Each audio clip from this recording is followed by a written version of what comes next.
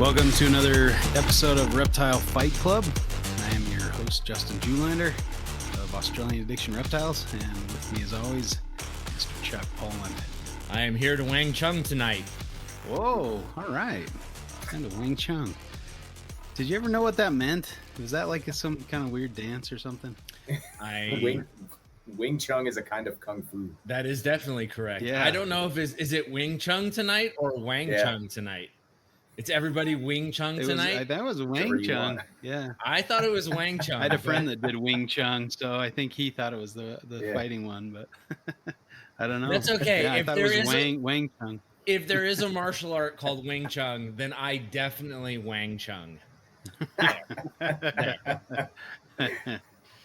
All right. Well, we've got Mr. Phil Leitz on with us again. Thanks for being here, man. Somebody who definitely can Wing Chun better than I can.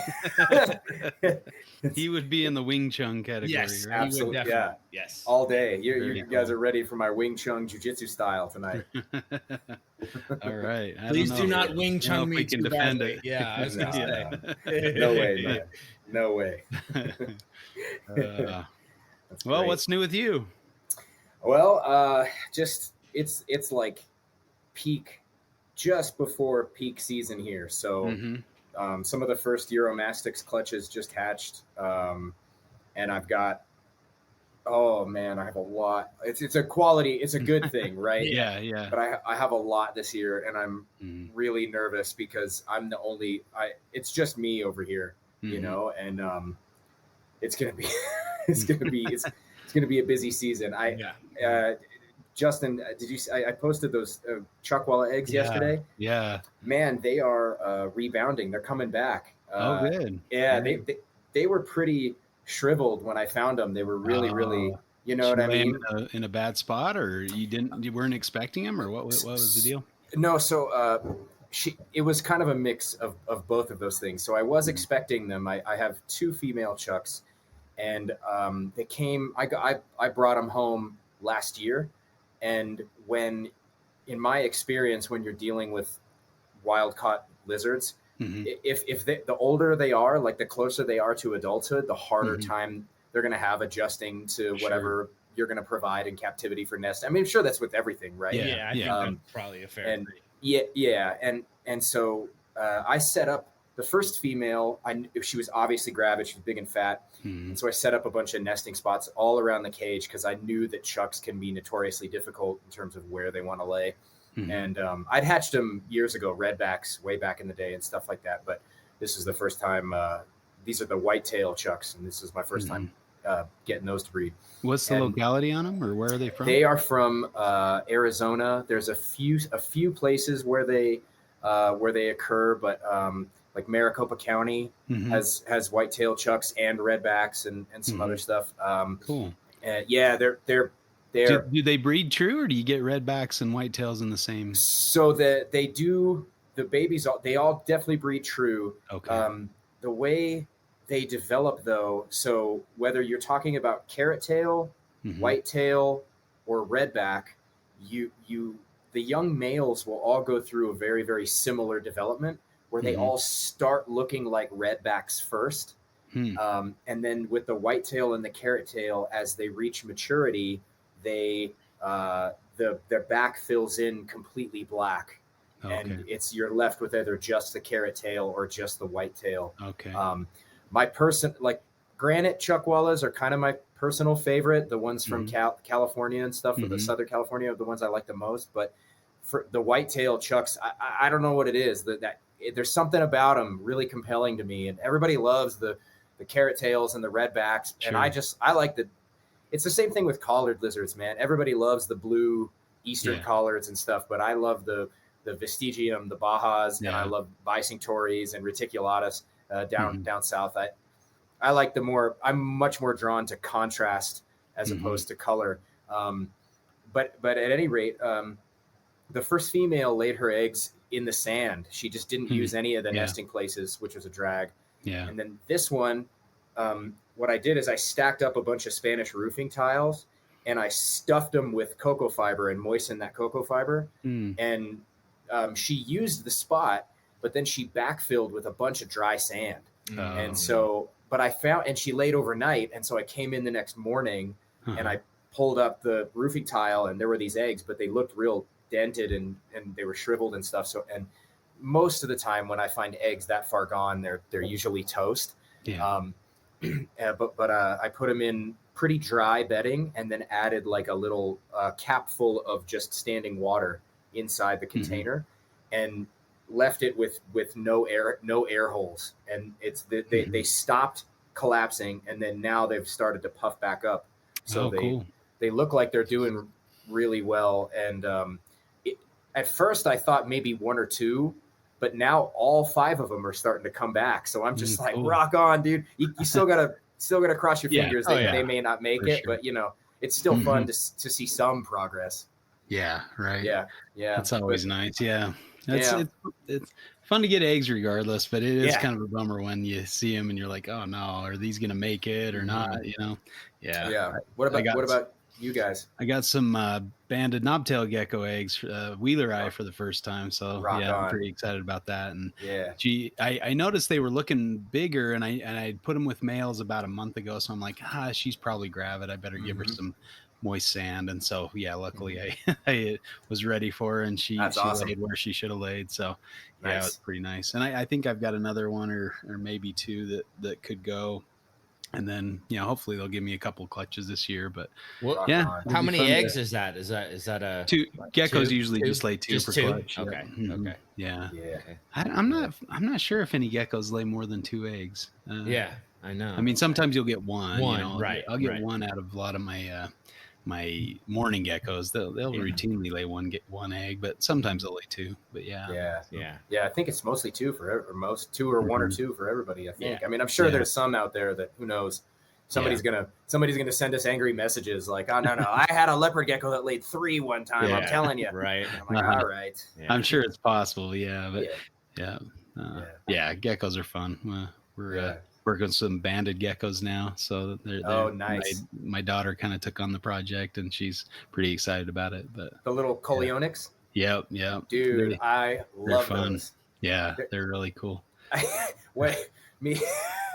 So one of the last times, so years and years ago, I went out with a couple of buddies out into Arizona and California, and I brought back some Coleonyx, and they were mating in the deli cup. Oh yeah. When we caught them off the road, they were just mating in the deli cup. Like, it's crazy. Right. We put them in the tank and threw in some food and they're just right on it, no waiting around, no establishing. I think they just come from such a severe environment. They're like, anything works for them, And they are so, and they've got to be eaten by everything, right? Everything eats them up, whether it's the snakes or the lizards or the birds or the raccoons or the rodents, spiders, scorpions. They're prey for everything, so they just gotta go. And make a lot of themselves. So they're gonna breathe in the deli cup or eat whatever is thrown in front of them. So absolutely, they're cool. I also got some jungle eggs, so that's nice. From I saw that. Yeah, I saw that. She's big, huh? Yeah, she's a big girl, so I think I got cool looking 13 eggs out of her. So she looks kind of white. Well, whitish, I think it was the lighting. Is it the lighting? I took an iPhone picture, and I had like her nest box was kind of lifted up, so I could collect the eggs from her. And I'm like, oh, that looks really cool because like the light was peeking over the nest box onto her head, but then the rest of her was kind of dark. But she's really nice and yellow. She's got some really good yellow. But cool. Yeah.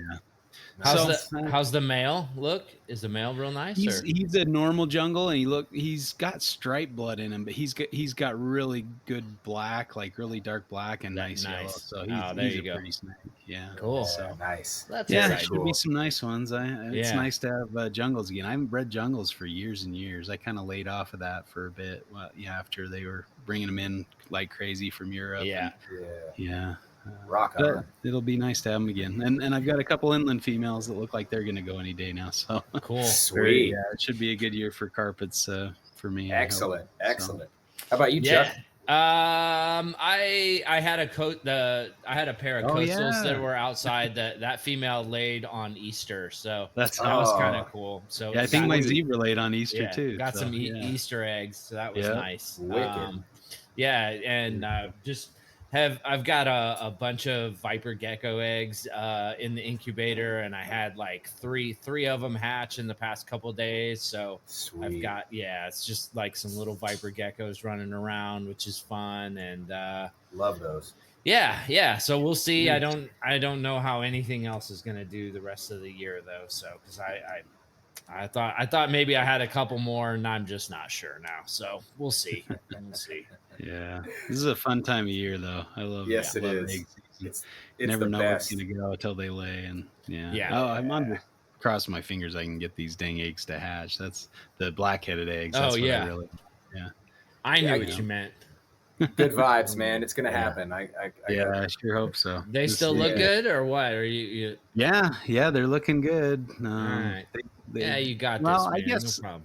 just the last clutch I got was 2 years ago, and they look good. But then we moved like right during incubation, and so that kind of I think that's what. But I mean, like they went full term. Yeah, like I mean, I kind of feel like you have the failure correlated to the move, right? Like it's not like they went full term and you like were like, oh, they're dead. What happened? Like there was I had some indication of what went wrong. Yeah, so, for sure. Isn't it strange how some stuff seems so sensitive where you make one change and you're done. That's tough shit. Next year you're gonna have to try again. I got a buddy who will remain nameless, who went to, I don't remember where he was, somewhere in the southern United States, and he found some turtle eggs, and I don't remember what kind of turtle, but he put them in a container and put them in the suitcase, brought them home, and they hatched, man. Like at really.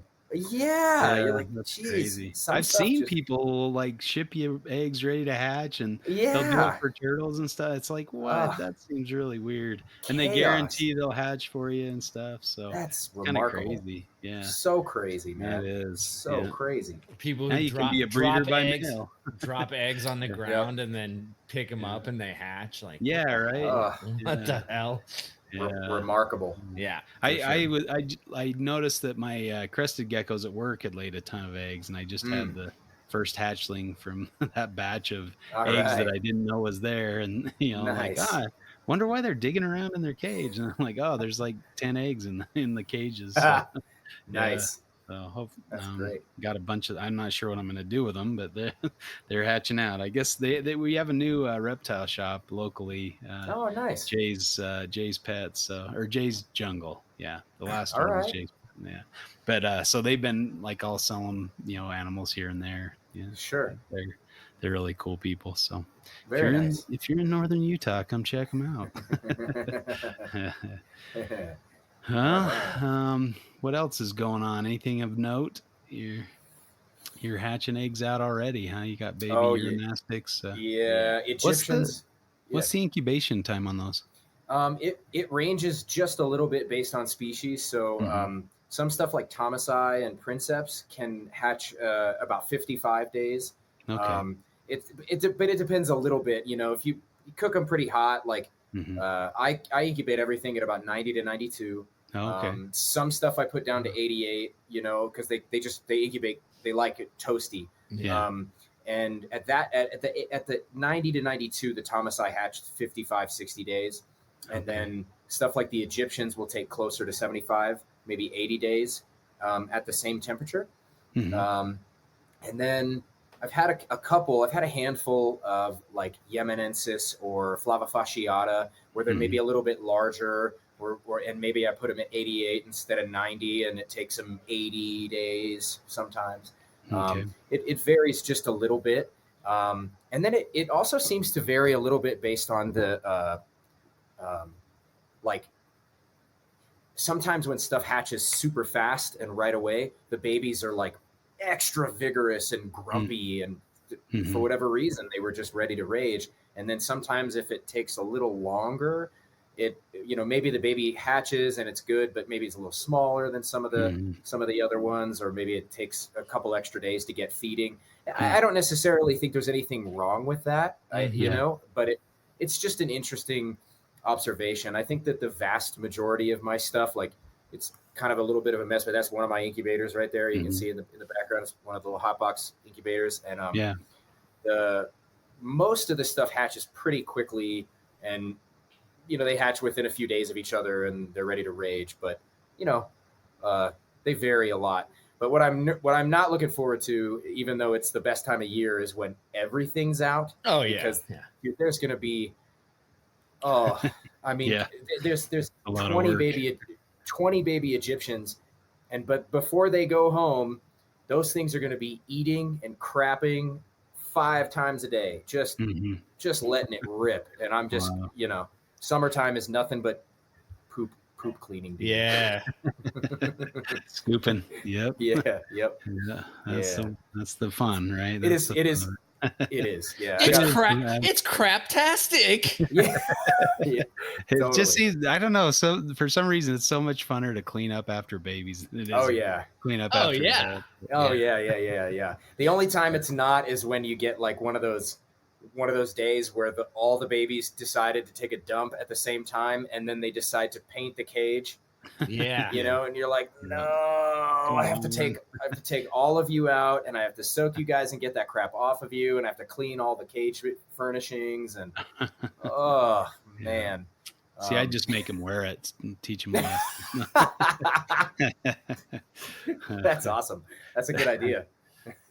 Show me your war face. Yeah. Oh man.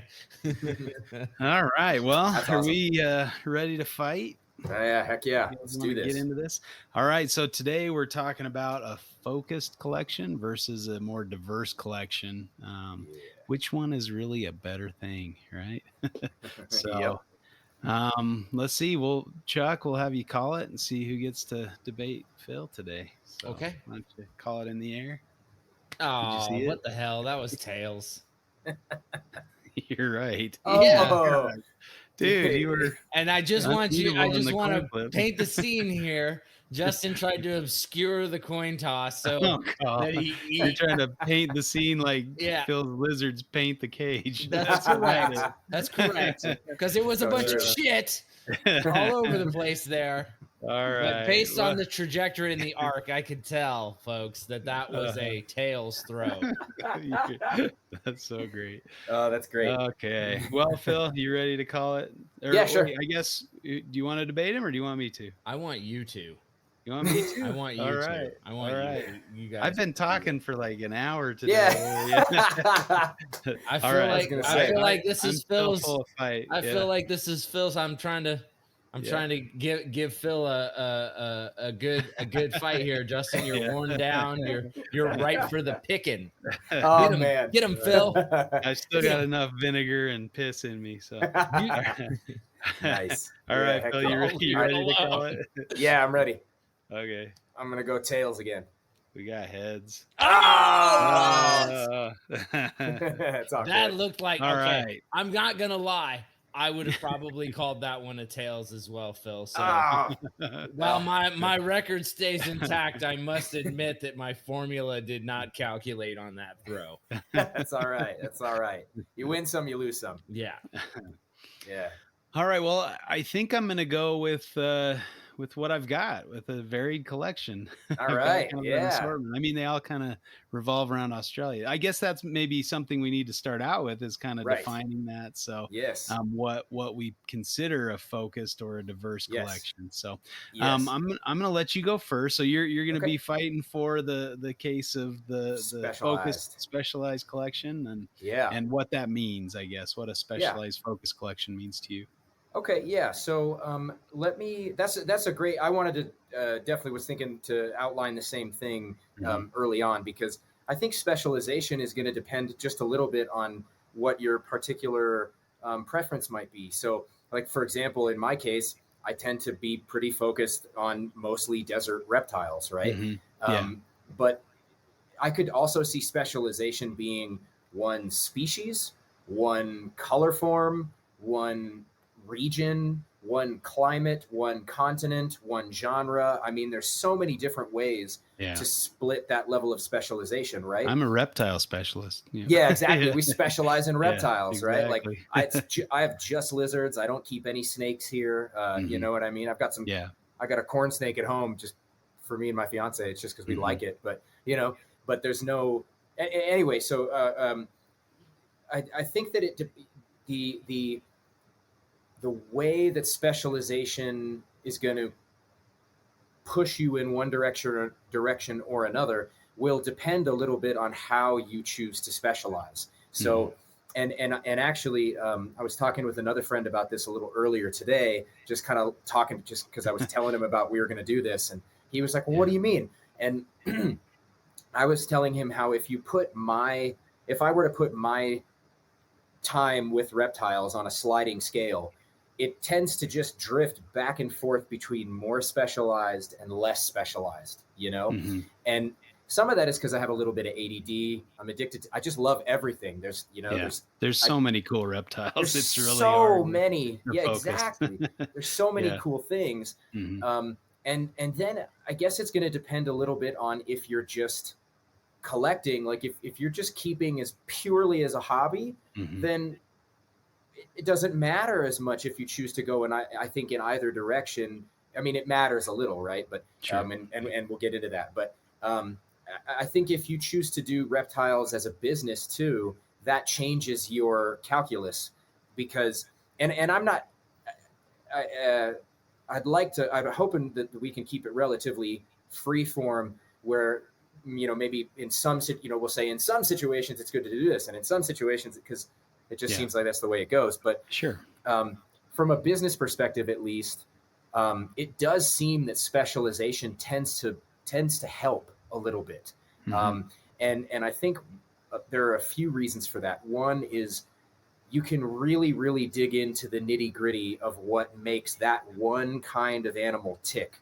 So in my own facility, for example, even though I keep a diverse number of species, I'm drifting more and more towards really primarily keeping Uromastyx ornata. And some of that is just a preference. I just love that species a lot. I find myself drawn, like I really want to keep all 5 or 6 of these ones. I don't want to sell these, they're just so beautiful. Rightly so. Yeah. They're probably the prettiest lizard out there almost. They are a ground dwelling desert panther chameleon is what they are, Yeah. Right. And so you can specialize, and that allows you to narrow down the number of variables that you're dealing with on any day-to-day or year-to-year basis. I also think that it tends to be maybe a little bit more financially safe. So, if you're keeping 50 different species and you're splitting your attention and your time and your focus between 50 different things that have varied needs and requirements, you might be less efficient at providing top-notch care to each individual species. Now, obviously, it's not always the case, but from my experience, that's one of the things I deal with. I would say I would say you're pretty spot on with that, and the people who do that well are few and far between. I think Joey Muggleson is probably one person I can think of who does quite a bit of different stuff, and he seems to do year to year very well.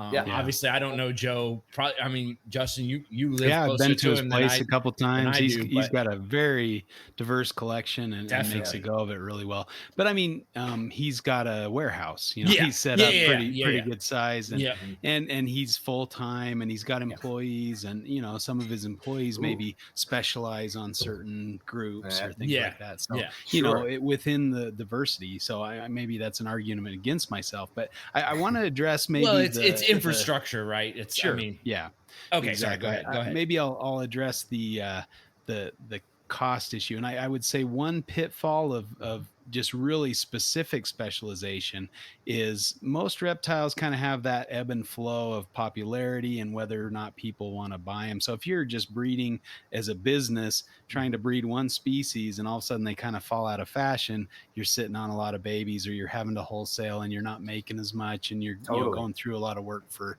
not a lot of things. So in the case of a more diverse collection, you can kind of put those on hold or just kind of maintain them as, and not pair them up and not breed them and just keep them as, as pets for a little while until, that comes back around and that cycle, be back where they're more popular. And so, you can, if you have a more diverse collection, you're going to appeal to a broader audience. And so at reptile shows, they're going to come to your table because you have just a huge diversity. And that's one of the fun things about going to Joey's table is he's got a lot of different things to look at and a lot of cool species that not everybody has. He's got crocodile lizards or blue tree monitors, or these things that he's bred, and he's got some really kind of cool eclectic tastes that not a lot of people even know about some of the species he keeps, so it's really a fun thing to see his table. So I think people are drawn to that, and you'll see that with all the importer booths, they've got just like a huge diversity, and this at least Joey stuff is really healthy and maintained well, and it's not just going to die when you get it home or something, which may not be the case with some of the other diverse tables. But so it is a little tricky to do, but I think and I guess I'm not necessarily talking about huge diversity all across the map, but I think you can diversify to some extent. Like, I guess my collection I would consider somewhat diverse. So I've got pythons and skinks and geckos, and they all have kind of different requirements, but they all can be housed in the same room as long as you kind of meet what they need. And I'll talk more about kind of that, how to maintain a diverse collection in the same room. But so I'll let you chime in here if you got something to say. Yeah, definitely. Yeah. So I definitely don't disagree with you on that at all. I think that one of the things that I like, because I've listened to your guys' show every time it comes out also. And I think one of the running... You're our one listener. We found him. Just the one. Now who's going to listen? You're on. That's awesome. And I think like a running theme is that even though that the theme of the show is Reptile Fight Club, most of the conversations seem to fall towards... There's kind of a lot of ways to do this, right? There's a lot of different ways to get this kind of thing done. And I think obviously it's a great setup because it's really good for us to take a specific position. It helps for better conversation. I think one particular topic that is a little sensitive to my sensibilities at the moment is, and this is going to speak to Justin, to your profession. When you specialize, when you focus, when you do what I've heard Philippe de Vauchelet call a reptile monoculture, you run the risk of increased risk of pathogen introduction. So like not introduction, but susceptibility to pathogens. Because if you're keeping the same species, say, or even the same genre, right? Like all the Uromastyx, they could all catch the same problem, whether it be a virus or some other little bug or protozoa or parasite or something, and it could sweep through everybody if I'm not careful. There's an oral fungal issue that occurs in Uromastyx that is it's not curable, and it's once it's there, you can't, you can manage it, but it's always going to be there. And so I have worked very, very, very hard to not have any animals here with that problem. But if one slipped through my quarantine, it could threaten the whole thing, and which is a big problem for a long-term project. Now, which is again sort of an argument for a diverse collection for your side, but I would say that perhaps there's a downside there as well, because let's pretend I have a super diverse collection and maybe I only have 4 Uromastyx. Well, the same thing can happen, and either A, it's going to wipe out those 4, and I'm going to have to figure out a new way to get those animals, but also you may see a spread, right? It may not be contained to just one one animal, one type of animal. And by having a super diverse collection, you may run a higher risk. That was pretty good. You may possibly run a higher risk of getting some crossover, some Europeans meet the Mayans kind of, you know what I mean? Kind of thing happening. So I could see both of those turning into a bit of a problem.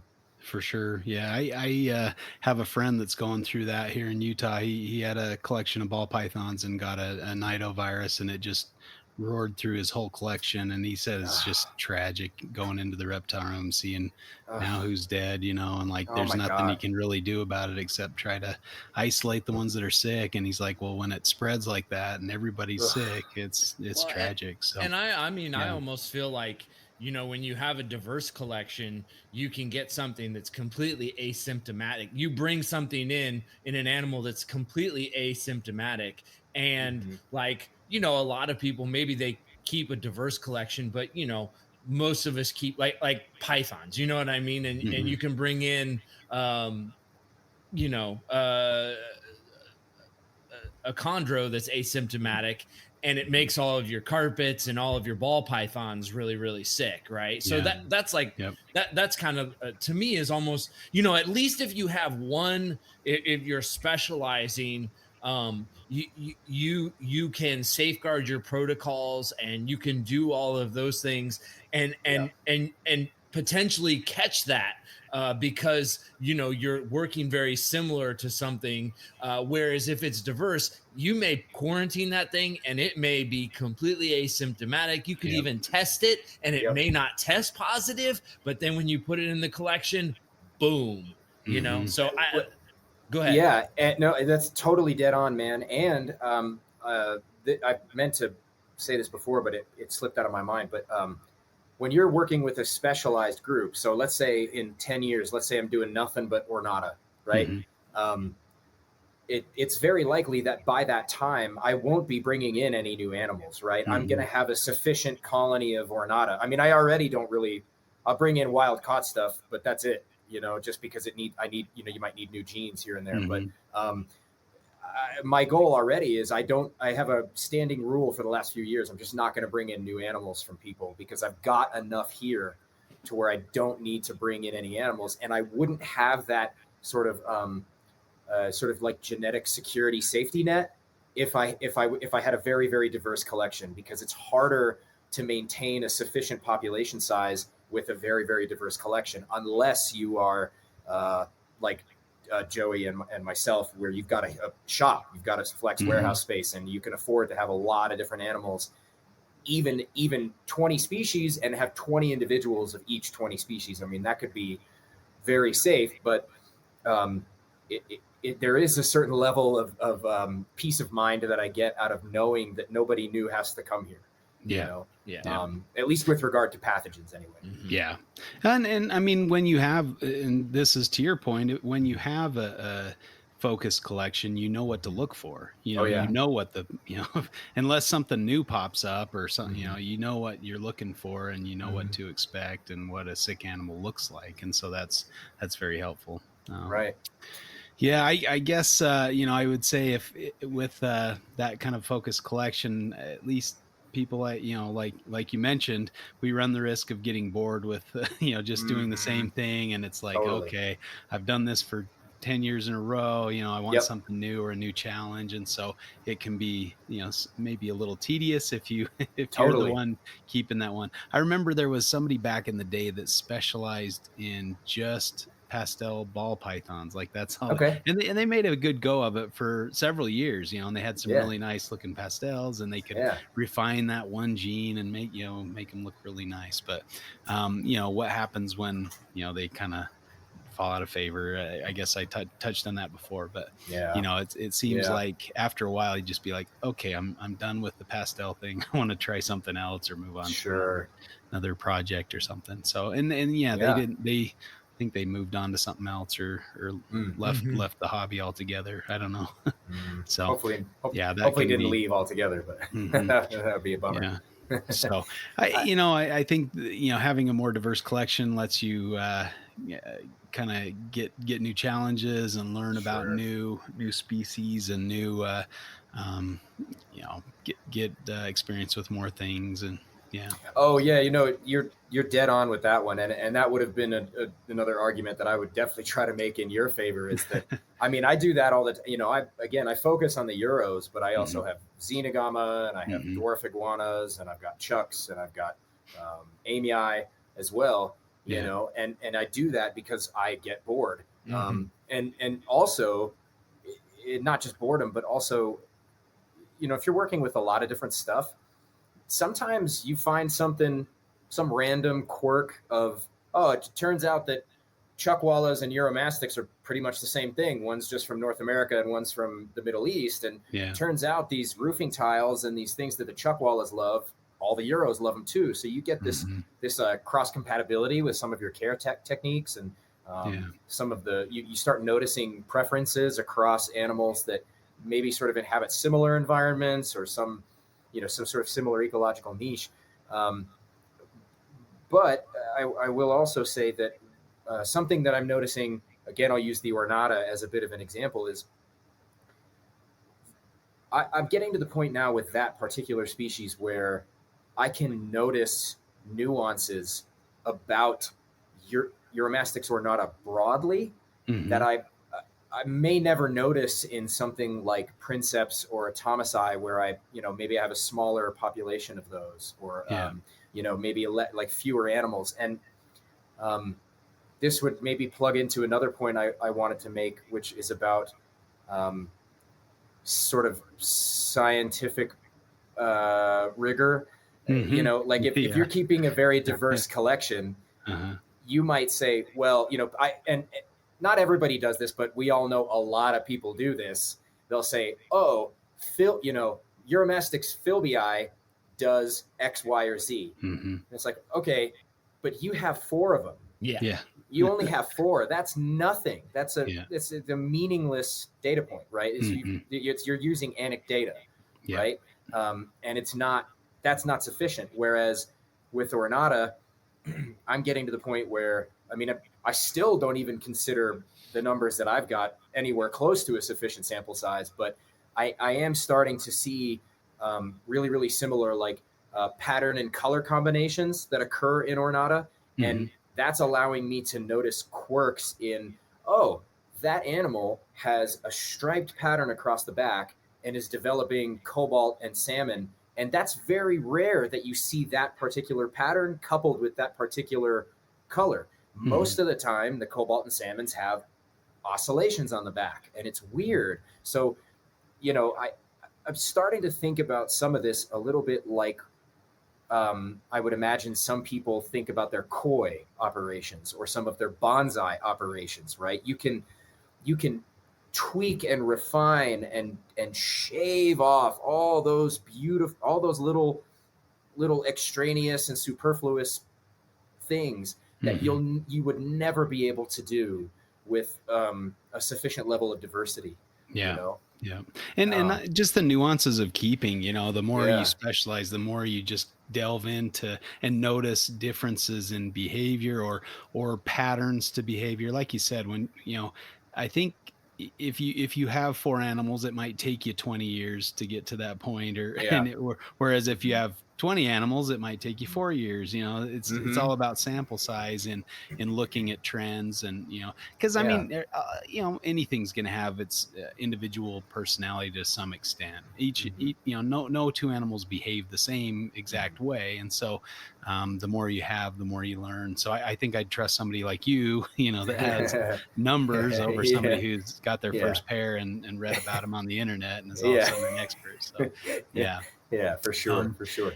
And I do think you can extend that to a diverse collection where if you keep, a bunch of different species of pythons or a bunch of different monitor species or something, you can kind of look at trends in the group, how pythons and how certain species are different from others or fill different niches and nippers and that kind of idea. So it's really I guess you can gain similar experience by having a diverse collection. I mean, your specifics aren't going to be as specific, but overall you're going to have a really good handle on the group, or multiple groups, or that kind of idea, I suppose. For sure. I know.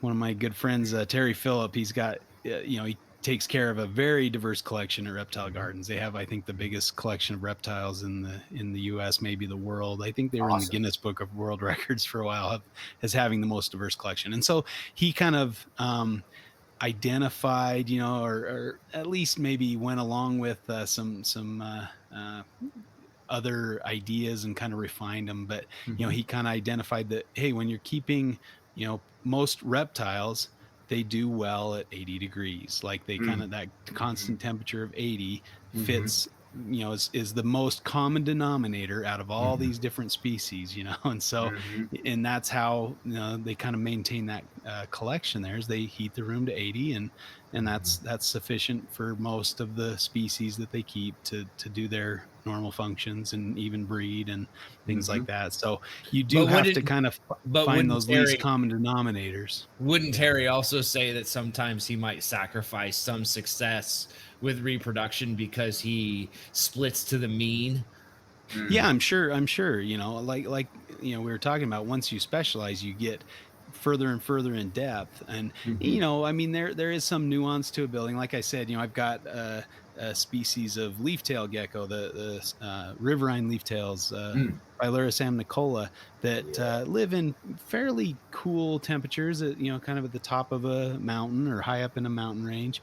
And they, live next to streams. And so they don't need a high degree of heat in their environment and cage. I mean, it might get warm where they live, but so I keep them, without a light and without, the external heat. They just do well at the room temperature, and they do fantastically well. They're very low maintenance, and they, don't eat a lot of food and things like that. So I can find a spot in my herp room that works for them. And if that doesn't work, I'll take them to my office, work office, and set them up there where, it's a little cooler consistently. Sorry, I just pet a furry dog and I got dog hair all over.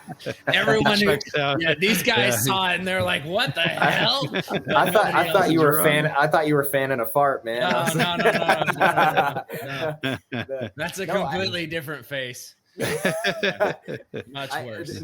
I do the same thing, Justin. So my amii, for example, I have UV. I put them under UV, but I don't have any supplemental heat on them at all because the ambient temperature in the room here is plenty, right? Yeah. And what I do is I actually rotate them. So I'll move their cages from, in the winter, they're up above on upper shelves, because then there's like getting the rising heat from some of the heat lamps. And then in the summertime, I put them on the floor, because then they don't get, it just helps make it so they're, because if I keep them up at the top during the summer, they'll cook. I mean, it's like 100 ridiculously hot. It's probably 110 degrees up on the ceilings. The Euros, they just go crazy, right? Yeah.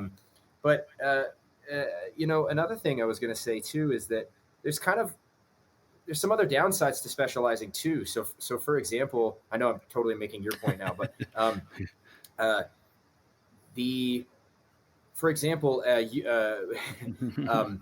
the supplies, like you can get dependent if you're a specialist. You can get very dependent on a specific set of supplies or food or whatever it might be. So I know that California has they don't do halogen lights anymore. You can't, you know what I mean? And so I've had a huge influx of customers asking me, what do I do? Where do I get lights? Because I can't get halogens anymore. So they either have to go get reptile specific stuff, or they have to go order online and get it sent to them. And, if you've, like me, I've got standing orders every year with, X number, with a handful of different light manufacturers, or, if the grocery stores all of a sudden stopped carrying certain greens, I could be in a bad spot. Right. Yeah. So it certainly leaves you with some level of vulnerability. But then, one of the other problems I found when I've tried to diversify my particular collection, so for example, I also have Cuban night anoles, a couple species, right? And they they don't like it hot here. They just don't. And they do much, much better in cooler spaces. And so when I was trying to keep them in the warehouse, I had to get like a portable air conditioning unit and blow it on them so that way, because they just get so hot. Yeah. And eventually I've just moved them back to my home now because there's nothing else there, and they can it's just much easier for them. But it's almost not worth the resource input. No, it's not. It's just, exactly. And, so when you specialize, and by specializing in desert reptiles, I've been able to make interesting improvements to the way I house everything. So just a few random examples.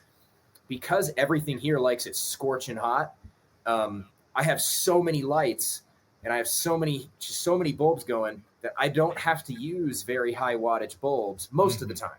You know, in the summertime, I can drop down to 50-watt bulbs on the Euros because it's just so hot. There's 500 bulbs. In the wintertime, sometimes I have to bump that up. Totally normal.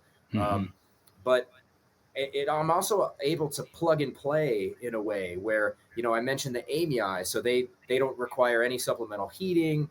They can, I have a dubia colony. My dubia colony feeds the amii. It also feeds my anoles. It also feeds my my xenogama, and I have mealworm colonies for the same purpose. So you're able to,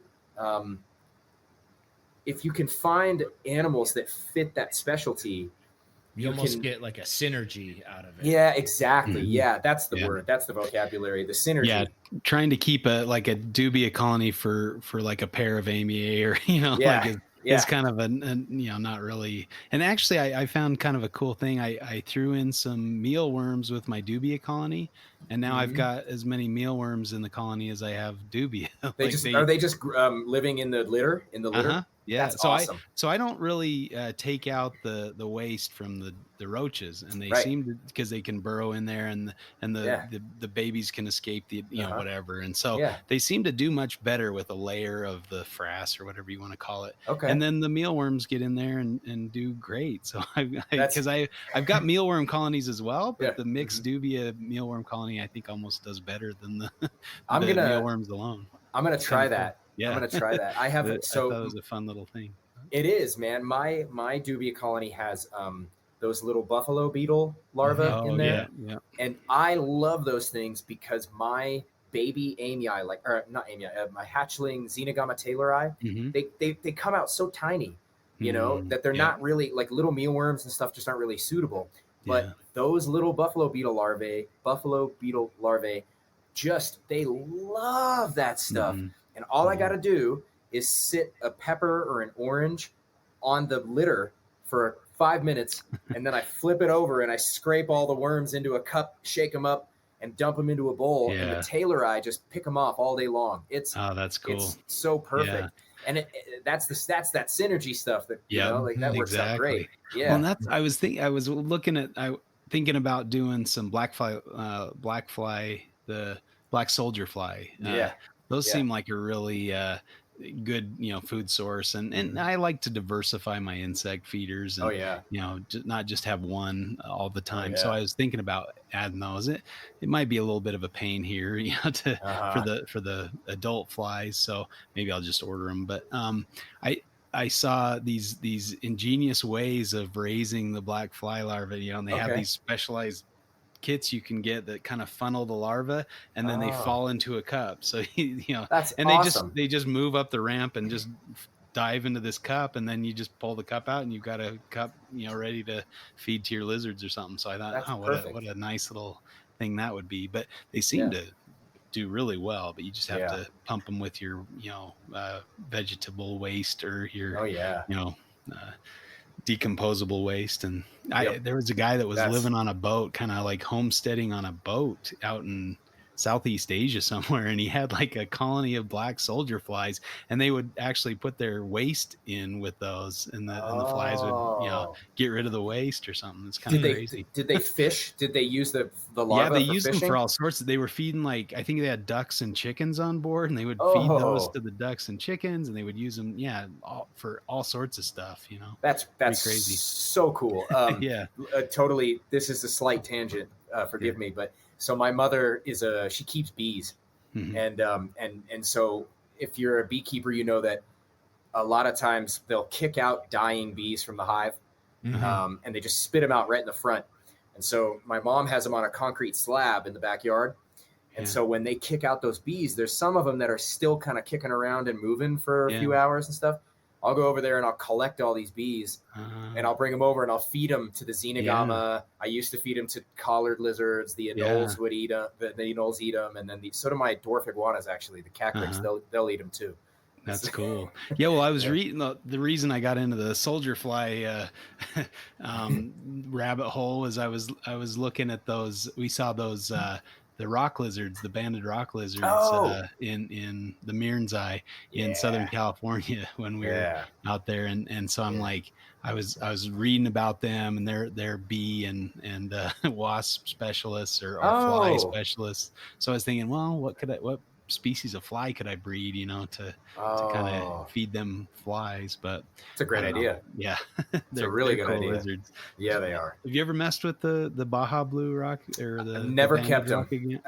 No, I've wanted to. I also have a soft spot for the Miranzi in particular. Yeah, I don't know why they are, and I know that people love the Baja Blue rocks because they're just so stunning. Yeah, I get it, and everybody loves the pretty lizards. I'm here for it. But there's something about the Miranzi that's just we're on the same wavelength. Yeah, they're they're cryptic and they're just fun to watch. Yeah, they are. I thought that'd be cool to have a big cage with them in it. They're damn near impossible to approach. They just will not give you the time of day. It's amazing. I love those lizards, man. Yeah, they're so fun to watch too. So I think I've hit on the point where I just want to go see them in the wild. I don't necessarily want to collect them and keep them, but I was thinking if I were to, what would I need to do? So that kind of sent me down that rabbit hole, learning about them and stuff. Yeah. And I guess that's the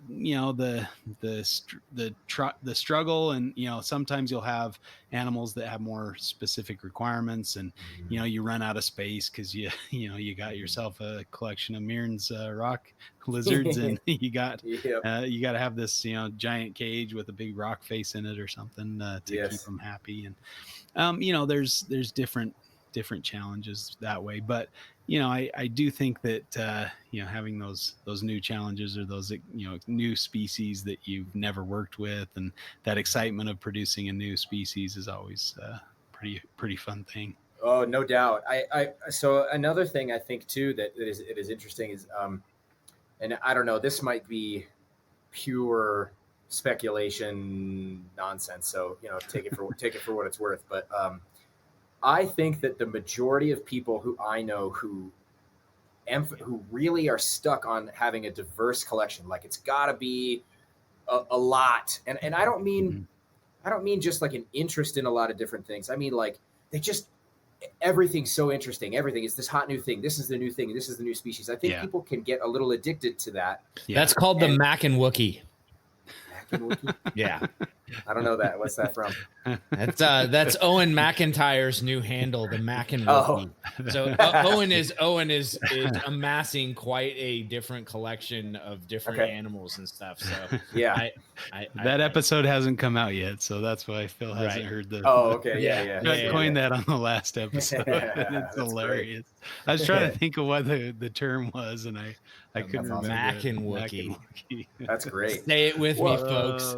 Mac and Wookie. I think that needs to be the prize. A shirt, the Mac and Wookie shirt, should be the prize for our future. Like the back episode. of the next Carpet Fest will have the Mac and Wookie logo on it. It's a good idea. I don't know if Eric will go for that one. Yeah. I still want to hear his inputs. I don't know. I'm sorry, really Phil. It's okay. No. Dude, I will go off on tangents and talk for hours about something that has nothing to do with any of this. So that's it's no problem. I think we don't run short of that here. Yeah. No. But Chuck and I ought to do the same. Yeah, but and it's not that it's necessarily inherently bad. I mean, I'm just as guilty of it as anybody. And it's one of those hard lessons of herpetoculture. Sometimes you see this new animal that you've never worked with before or you've never seen before, and you decide, oh, I really want to want to mess with that because that's one of the coolest things ever. And it may be that it just doesn't fit with you, with your space, with your preferences, and whatever it may be. And in those cases, you know, maybe actually, okay, maybe I made a mistake on this project and I have to find a better home for it. And that's possible, but and that's reasonable, totally reasonable. But I do think that there are a lot of people who, and we all know at least one person who's like this, where they just cycle through stuff over and over and over again. And they keep it for 9 months and then move on to something else. They get bored too easily. And it's definitely not my style. I agree there. It's like, it's so obnoxious to see sometimes, but you know, then again, like people, you know, it might, like you said, they may not have a good fit with it, or they just want to move on to the next thing. And as long as they're responsibly moving their projects on, you know, they're not like just dumping them at a rescue or something like that, you know, then I guess I can't fault them too much. But you know, some people want to see how many different species they can breed and you know that kind of thing. So some people just have a short attention span when they just don't get success with something, and they're like, oh fuck this, you know, and then they dump it. It didn't breed in 18 months. I got to get rid of it, you know. No, I mean, like the worst. And I've been, and I'll be the first to admit I have been that guy, right? So when I was younger, I'm not old. I mean, I'm 35 now, but when I was in my early 20s and in my teens, I couldn't stay with anything, you know. It was like I would always find my way back to bearded dragons because you could get them to breed tomorrow, you know what I mean, or leopard geckos. And there's nothing wrong with that. It was just I was kind of stuck on it, and I had that problem. And now sometimes I have the opposite problem. So I have these damn Cacrix, Defensor and Alfred Schmidti. I love them, and they're super cool. But man, I haven't been able to get them to work yet. But it's also, they're not really going to go anywhere until I can get them to work. I mean, and even then, if once I can get them breeding, they're probably not going to go anywhere, you know. But then I have other examples of stuff. Like I used to keep the Phrynocephalus mystaceus, you know, the predator agamas, right? And I thought they were going to be the coolest things to keep. And don't get me wrong, very, very cool, interesting social behaviors, everything. But my God, they were. I don't know what it was. I'm sure I was doing something wrong, but they did not fit here. They were so grumpy, and they bit the shit out of me, man. They bite hard, and they were just really picky and didn't like the cage. You know, I tried a dozen different caging styles because they just didn't like what I was giving them. And I eventually had to move on from the project, and that was for their benefit, you know. Like it was clearly I wasn't giving them what they needed, and it was pointless for me to try to fit a square peg in a round hole, you know. Like it's just wasn't worth it. And that was within my specialty, right? That's a desert lizard, and just for some reason it just didn't pan out. You know, it's hard. That's for sure. But you know, I think you know, another justification or good reason to have a diverse collection would be for educational purposes, you know, like a zoo or things. And that's, you know, kind of departs from the breeding scenario or the business scenario. You know, if you've got you know, it seems like all the reptile YouTubers are starting reptile zoos now, and they're kind of popping up all over the place. And you know, more power to them, I suppose. I guess if I had unlimited funds and I was making, I mean, where do you go when the flash on the internet wears off? You invite them to your place and show them the flash. Exactly. Yeah. And I mean, I can't fault them for that, because I'd probably do the same thing. Because you know, what reptile keeper hasn't dreamed of having their own reptile zoo? You know. No doubt. Seriously. So, and so, you know, to have a diverse collection in that setting is obviously very useful. I mean, I couldn't imagine a zoo where you went in and just looked at different ball python morphs. You get bored real quick. You know, someone's paying to get into that zoo, man. Someone's like, I gotta go see them all. And you know, I guess to that point is I know that Terry kind of said, for a zoo to function, you have to have the big five, you know, a giant snake, a giant tortoise, a crocodilian of some sort, you know, and like there's a cobra, a dangerous venomous animal, and some other, you know, group, I don't know. And like that's kind of what you had to have to be successful. And so, for the most part, the public couldn't name, 5 different reptiles, specifically or scientifically if they tried. So, Oh, I think some of the diversity and some of the unique species is kind of lost on the general public, but obviously like a zoo that's trying to do some conservation work and things, they might have to specialize in some ways on their projects, but overall, they need that diverse collection. Here we go. I got it. Are you ready? This is Yeah, this is let's hear it. The finishing blow. Okay. The death blow. Yeah. No, not really. But so I just thought of this though. So I will say, I think so. It's obvious that herpetoculture is changing, right? Yeah. Like we're a super, super young industry. We don't have any political representation or lobby. We don't have like any other than Fish and Wildlife. Really, we don't have like a really powerful or effective governing body. We don't have other than getting your degree in zoology with a herpetology focus. We don't necessarily have an education system put in place for what we do.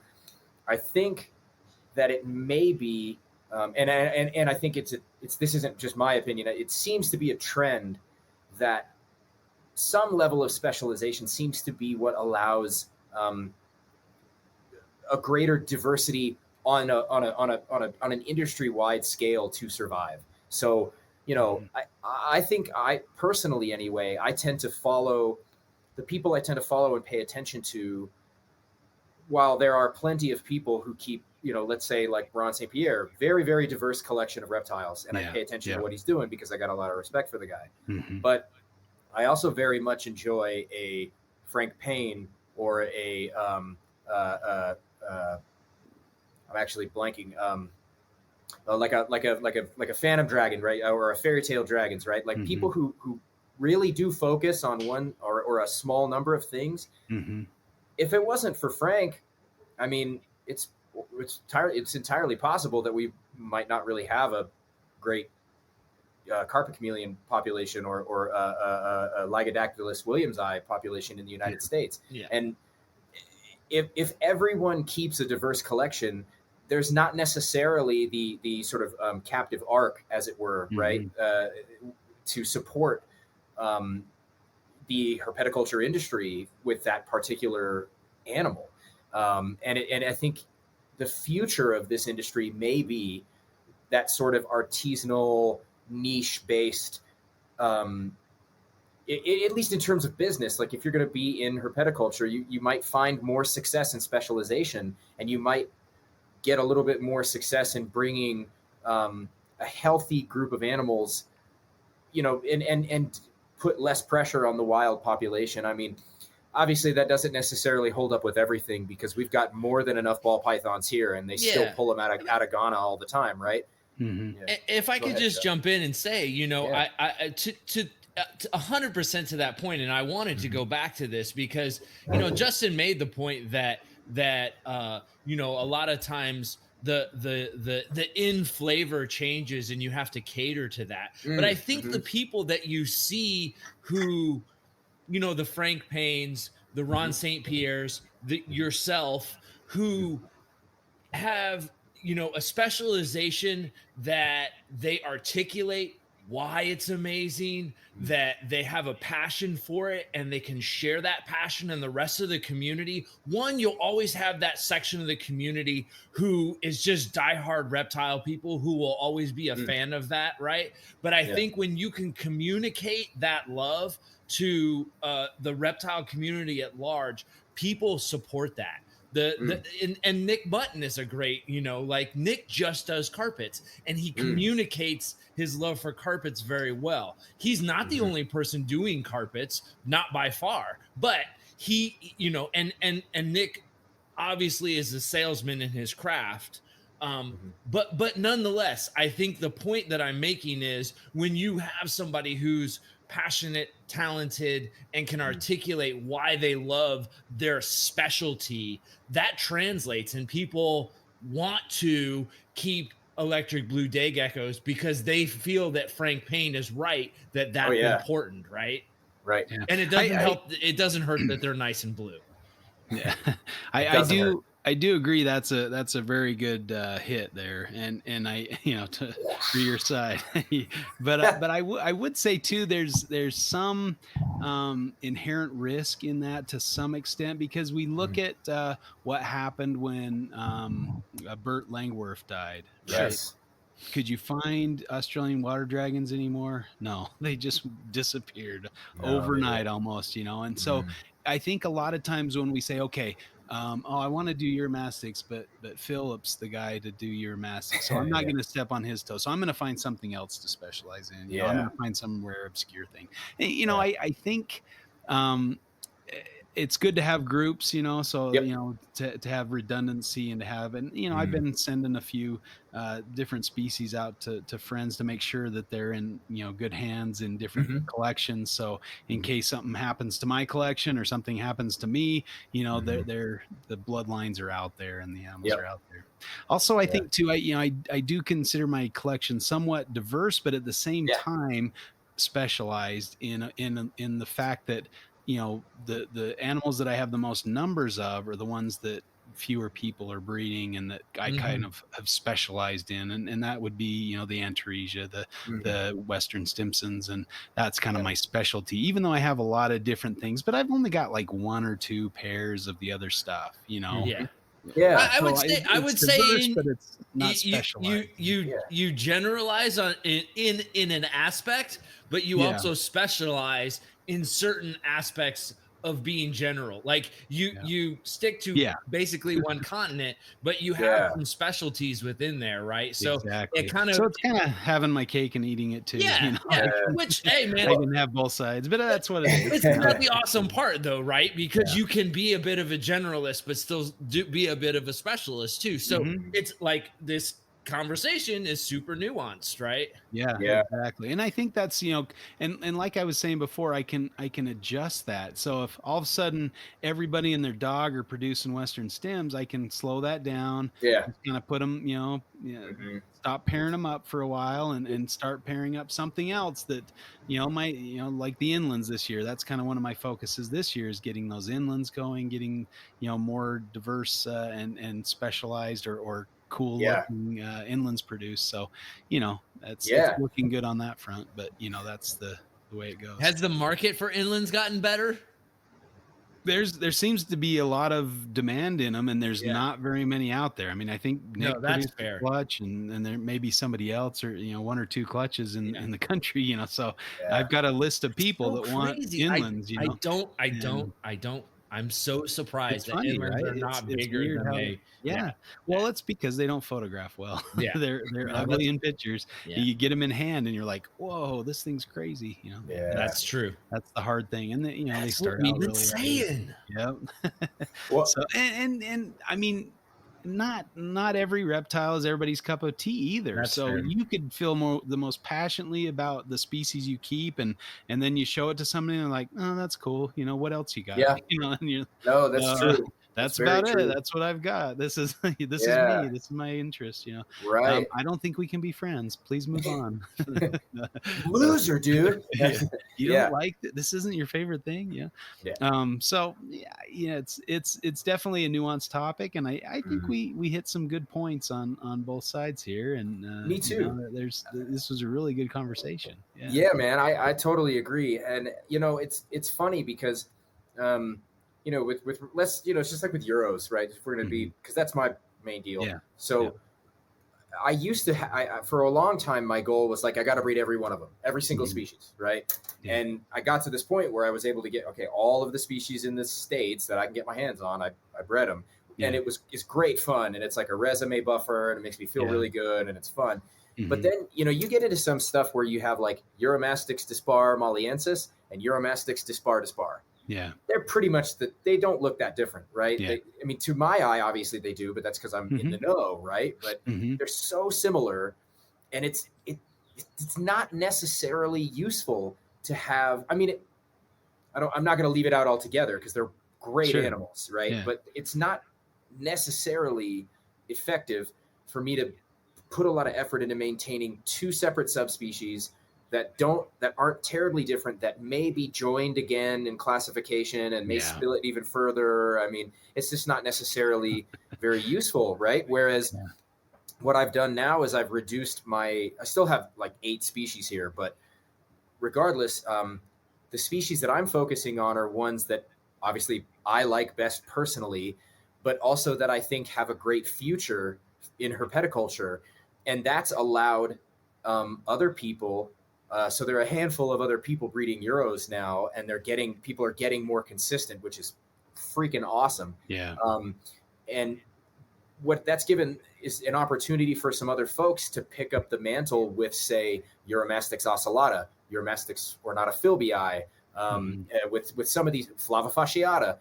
People are able to take up that particular Eurymastix and say, all right, well, I know Phil's not working with those, and I don't care for ornates as much as Phil does, so I'm gonna work with Flavies, right? They're just that's my thing. And further, I need more people to pick up the mantle and work with ornata too, because as you pointed out, if I get shot tomorrow or if I have a heart attack or something, that's it. Ornates are gone, right? There's a few people breeding them out there, but I got the largest collection of ornates probably in the world, honestly. Like, I mean, I don't know. I obviously can't say that for sure. I don't know. There's probably some dude in Europe with 1 million of them. I don't know. But as far as I know, anyway, definitely in the United States. So it's like, that's a risky thing, which is why I need more people to do the same. Yeah.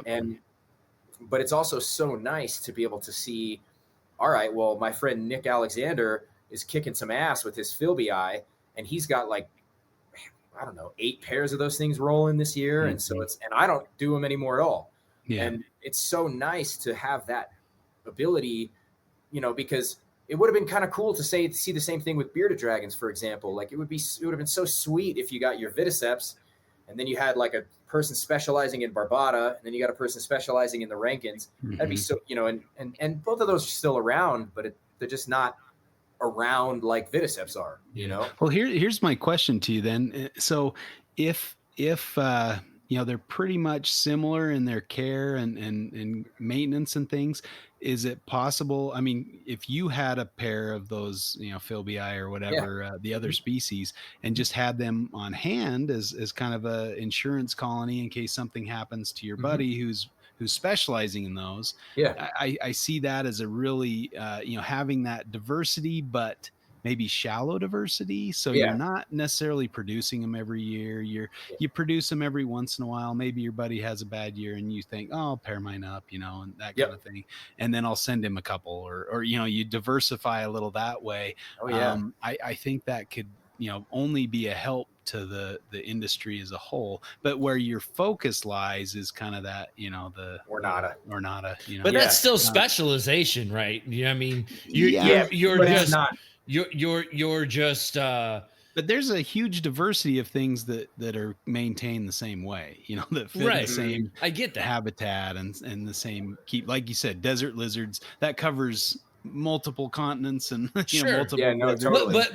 But I mean, you have to, so kind of tying those 2 points the point I made earlier is like, Phil has to be there to specialize to show people, oh man, these are fucking amazing. Then they start doing their thing, which allows him to continue to specialize in his thing, but also bring other people in. So specialization is almost a way that you can build a diverse network. Whereas if everybody generalizes, it's much harder to build that diverse network, because nobody is the guy, right? And nobody's ever going to stay the guy, forever, which is why you have to, be strategic in how you are the guy at that time, right? Yes. What's really just a head scratcher for me too is going back to Bert Langworth, right? He was very free with information. Yeah. He would help you succeed and like talk to you on the phone and tell you what you were doing wrong in some cases. And, even piss you off if you didn't want to hear that, we heard a fun story on the herp trip about that. But, he was pretty blunt, being of European descent, but, where that's what baffles me, is that I guess everybody just thought, oh, he's the guy. Why do I try to compete with him? I'm not going to keep Australian water dragons or whatever because that's his thing, and that's a shame. And I think we need to move past that, get past that perception, because I mean, 300 million people in the US there, or plus, there's and lots climbing, of room. there's lots of room for multiple people doing the same thing. I mean, the reptile world is a little smaller than that. And you might, but if ball pythons have taught us anything, is we can produce a crap ton of those, and they find homes, and some for big money. So we don't want to think of this as like oh, that's his area, I'm gonna and yeah, you might mix it up a little bit, but you can also be the Australian water dragon guy, even though there's a Burt Langerwerf in the world, totally. So. It's definitely not winner take all, I think. And I really think that you said it, there's 300, I think it's 330-ish million people in the United States. Our industry is only going to get bigger, especially like the more densely packed people get, the less likely people are going to be wanting dogs and larger animals. People are going to want smaller pets, right? And I think herpetoculture, and especially as like we start getting better ability to move animals across borders in due time, like especially in 100 years we'll probably move reptiles as easily as we move koi. You know what I mean? Or at least hopefully, right? And so then you have a global market, but it's not even just about market specifically. So I definitely do exactly what you're saying, Justin. So my ornata are my focus, but I also have a handful of others because I think that they are, for example, the rare ones, the ones that I think don't necessarily have a very, very long, like a long-term future. People struggle with more, or that are not commonly imported and things like that. So like Thomasi, Princeps, and Yemenensis, those are the three that I hold on to that are very, very rare. There's only a few people doing them. And if I go, they're gone. It's just the way it is. There are a few people, and thankfully now we got some Yemenensis in some other places and some Princeps and Thomasi, but it's still like, it's a long road ahead. But I've also got ones like Moroccans, Uromastix nigroventris. These things, I mean, they used to get imported by the thousands. And I don't know what happened, but nobody works with them anymore. I've got them, and I know a couple of people with a couple of pairs, but that's it. And Moroccans are, I mean, they might even be the best Euro for the pet trade in some way. I mean, I think ornate are the best, but Moroccans, both sexes get incredible color, both of them, not just one. And they're a little bit larger, they're a little tougher, they're a little more cold tolerant, they're a little more tolerant of beginner error. And the only pain in the ass for me is that the babies hate each other. So I have to split them off all the time because they just brutalize one another. That's a downside, but it's not that big of a deal, But I've got, my plan is to focus mostly on the ornata, but I've got the nigroventris, I've got the Jeri, which are the Saharan Uromastix, and I've got Egyptians, but only one pair of those because they're so big. There's not that many people that can care for them right? But the idea is, the hope is to have some room for all of those things going forward. And as you said, maybe the Jeri, I take a couple of years where I don't put them together, and they just can grow because somebody else is doing a bunch of Jeri this time, but at this point, it's also, for me, it's about like space allocation and long-term sustainability. So because I have so many ornates, I can ensure that it doesn't matter if they never get imported again from the wild. I got plenty of animals here. We got enough ornates for a long, long, long time. But that's not necessarily true of a lot of the other ones. And so then it becomes a balance of like, do I commit to keeping the ornates alive and making sure that there's plenty of genes for the future? Or do I continue to keep my ornate colony just a little smaller in favor of a small group of Thomasi? It's like, that's the balance, right? And I guess that may be where like Bert did, where it seems like a lot of breeders are kind of tight-lipped with how they're successful. And so if you get somebody like Bert that just shares the information, tells you exactly how to do it, and shows you, and if you find somebody that's just as excited about your mastics, you kind of guide them into that. Here's a great niche you could fill. Here's a great nipper you could cover. Breed this species. And I think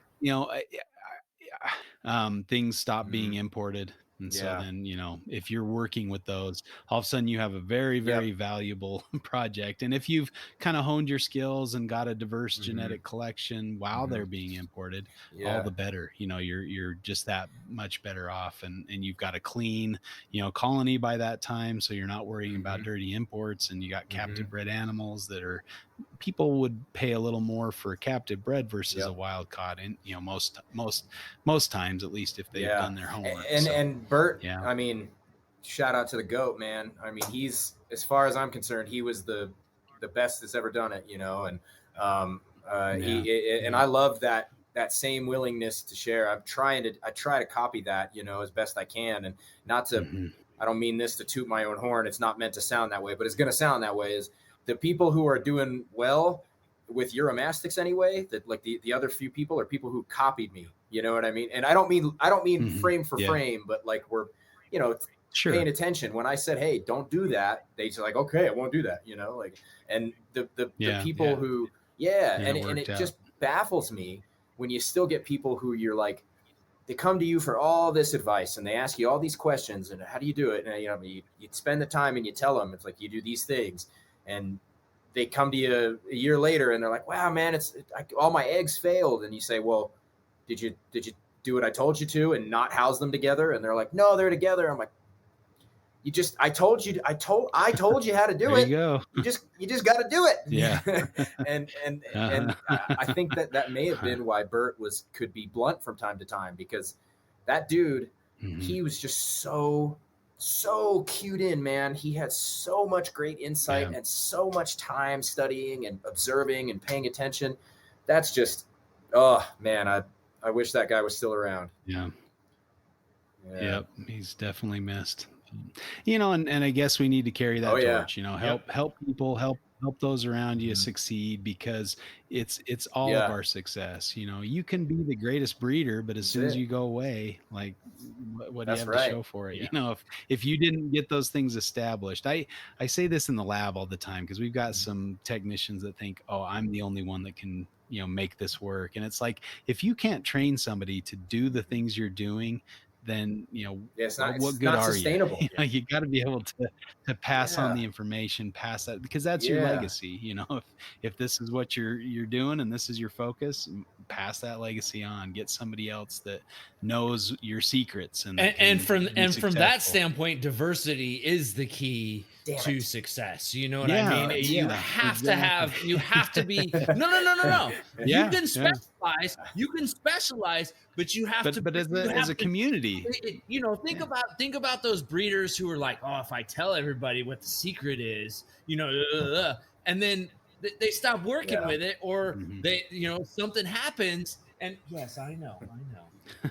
But then they can apply it to other things, like you're saying, if you get into Uromastyx and you find out, well, ornates aren't really for me, and Philip's doing a lot of those, I'm gonna check out this group of Uromastyx, and they excel at those, and not every reptile is gonna do that great in your area.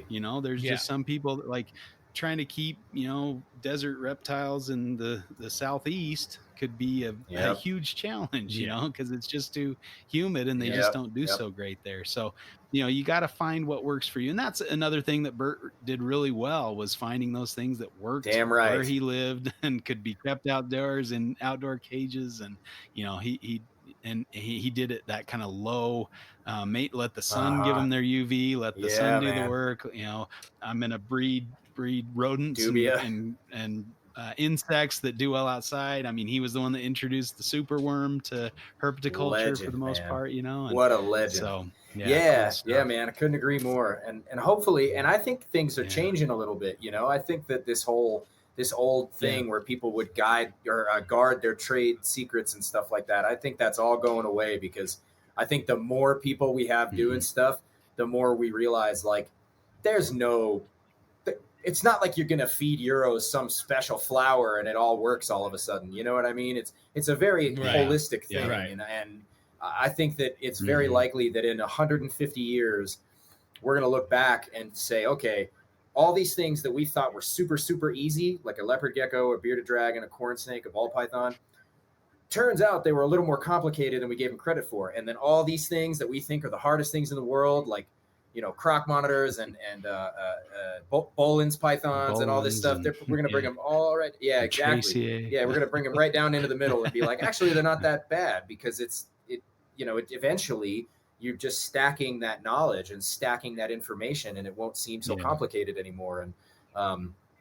And captive bred animals, you know, you're establishing a very healthy population of captive bred animals that are used to captivity. But that takes much better. But to do that takes work in the initial. And it's hard in the initial. And if you think of everything that we talked about, it's hard to get it going. But once it's going, you realize, okay, this is the thing. But it takes that work to do that, right? You have to do that work. We've talked about that too, where, you know, like, okay, you bred them once, or you bred them twice, or you bred them 5 times.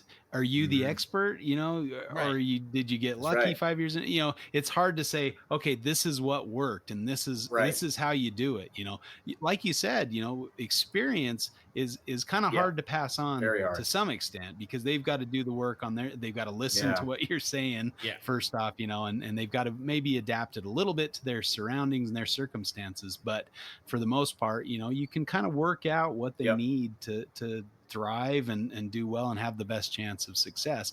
But you know, that sometimes that's hard to and this is across, why is why specialization is so important, because if you're never gonna, I think it's gonna be, you may never uncover some of those little bits of info if you don't delve in the time, you know. And I use a lot of martial arts comparisons, you know, because I'm a martial artist, and it's like I can show you in 5 minutes, I can show you exactly what you need to know to do a perfect rear naked choke or a perfect arm bar, right? I've been doing this 15 years. I know how to do each of those. But unless you spend the time trying those moves on like hundreds and hundreds of diverse types of resisting opponents, you're never going to be able to, you're just never going to be able to apply it, you know?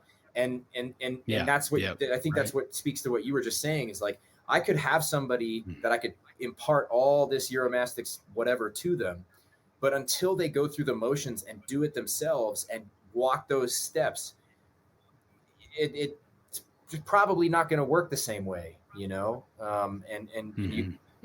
Developing technique takes a lot of time, repetition. Man. And that's why I love that. I love that, you know, I'm half Japanese and Korean, and I just love that ancient, you know, that Japanese, that love of just getting into the same thing over and over and over and over and over again. I just love it, man. That's what it takes, you know. That's what it is. It's discipline, right? I mean, that's kind of what you boil it down to. And you don't ditch it just because it doesn't breed in 18 months, you know. Keep at it. And that discipline really applies to reptiles. It really applies a lot to the pitfalls of reptiles, because there's so many of them, and you can do, there's so much available. There's just, and I am so with you, Phil. And there's just such lessons to be taught by that discipline, by that focus, by that repetition. You know, and it's such a huge, you know, it's such a huge teacher of patience, of technique, of all these things that are absolutely critical to hard-earned successes. Then you can take that, because, you know, if you're successful in one thing, that's like Musashi said, to know the way specifically, or I mean, to know the way broadly is to know the way specifically, or it might be the other way around, right? So if you're successful in one thing, you can take those lessons and put them into something else. It's like, I bred Euros, but if I decided to go and do tree monitors next year, I guarantee you I could make it work. I mean, it might take me a few years, but I'll figure it out. And it's because I know I can say, all right, I'm going to respond to these animals, and I'm not going to give up right away. And I'm going to fail as fast as I can, because that's the quickest way for me to learn, you know? And Yeah, I think you just tied both our sides into one. I don't think you can have one without the other. Clear winner. I'm clearly the winner. Just kidding. by merging the two, you've taken over everything, and you're the winner. Yeah. No, that was great, man. That was really fun. Good. Really, really fun. Yeah, great discussion. Thanks for coming on. Throw out your information. I mean, you were on a while back, but where can people find I'm you? on Instagram and Facebook as Arids Only. That's ARIDSONLY. And on Facebook is Philip Leeds. I do have a Facebook page also that's Arids Only, but I always forget to post there. I usually post on my personal page and whatever. And then aridsonly.com. But Instagram's where I post most of the time, I think. Yeah. Cool. Yeah, man. Good stuff, man. I still need to get out and see your stuff one of these days. Both of you guys are welcome. Cool. Worth the trip. You guys are both welcome anytime. Yeah. And likewise, you're welcome out here. So it'd be fun to get you out. I'd love to do that. Again. Yeah, that'd be great. No, I know what you mean. I know that'd be a great time. We got to do maybe one of these. Whether I'll come out to Utah or something, or maybe one of these days we'll go down to SoCal and find some. We'll go find some Baja collared lizards together, man. Yeah, that sounds good. Sounds great. Yeah. Cool. All right. Anything from you, Chuck? No, that was great. All right. Well, thanks to Morelia Pythons Radio for hosting our podcast. Check them out at moreliapythons.com. Wait, is that right? I always forget. Does that sound right, Chuck? Morelia Python Radio. MoreliaPythonRadio.com. All those talks are getting to you, man. Yeah, exactly. My brain is shot today. You are not listening. You're not a pitch man, that's for sure. Yeah, right. No, homage to the Podfather. He's doing a good job. All right. Well, thanks for listening to Reptile Fight Club, and we'll catch you again next week. We'll be back for another black belt performance. Fight Club.